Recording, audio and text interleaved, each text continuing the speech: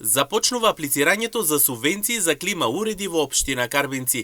Од денеска жителите на општината може да аплицираат за добивање на субвенции за набавка на инвертер клима уред, рече на денешната пресконференција градоначалникот на општината Карбинци Виктор Паунов.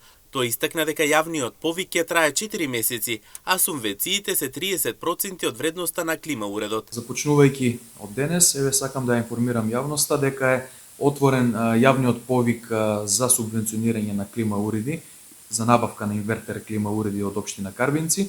Имено се работи за мерка која што трета година поред ја објавуваме и ја поддржуваме. Тоа значи дека општина Карбинци ќе субвенционира набавка на клима уред за секој еден жител граѓанин на општината, со тоа што 30% од вредноста на клима уредот ќе бидат субвенционирани, односно вратени кон граѓаните.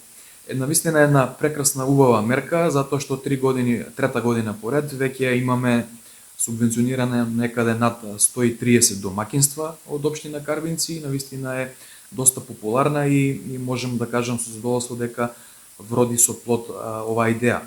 Единствените критериуми за да аплицираат заинтересираните се да бидат жители на општината, како и да пополнат барање што е во рамки на општината, рече Паунов.